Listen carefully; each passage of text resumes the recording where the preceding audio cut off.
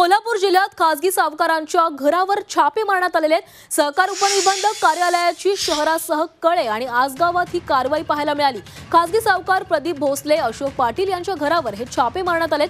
त्यांच्याकडून कोरे स्टॅम्प, घरगुती व्यवहाराच्या नोंदवही, शेत जमिनीचे खरेदी तसेच महत्त्वाची कागदपत्र जप्त करण्यात आली आहेत। 2 लाख रुपयांच्या बदल्यात खासगी सावकारांनी 20 लाख रुपये वसूल केले होते आणि या प्रकरणी ही कारवाई करण्यात आली आहे। आणि या संदर्भात अधिक माहिती घेणार आहोत। आमचे प्रतिनिधी प्रताप नाईक आपल्यासोबत जोडले गेले आहेत। प्रताप, कोल्हापूर जिल्ह्यातील खासगी सावकारांच्या घरावर छापे मारण्यात आलेले आहेत। जी काही रक्कम या सावकारांनी दिलेली होती त्या बदल्यात त्यांनी अधिक रक्कम वसूल केलेली आहे आणि त्या संदर्भात ही कारवाई करण्यात आली आहे। नक्कीच आपण पाहतो की सहकार उपनिबंधक कार्यालयाच्या संबंधित आपण पाहतो की अधिकाऱ्यांच्या पथकाने ही कारवाई केलेली आहे।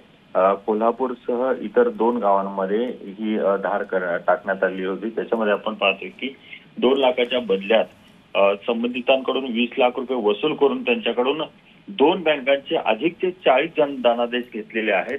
त्यामुळे आपण पाहतो की खासगी सावकारी कशा प्रकारे केली जाते हे उघड झालेले आहे। त्यामुळेच आपण पाहतो की अशा प्रकारच्या धाडी टाकून 2 सावकारांवर ही कारवाई करण्यात आलेली आहे। नक्कीच प्रताप, धन्यवाद तुम्ही दिलेल्या सविस्तर माहितीसाठी।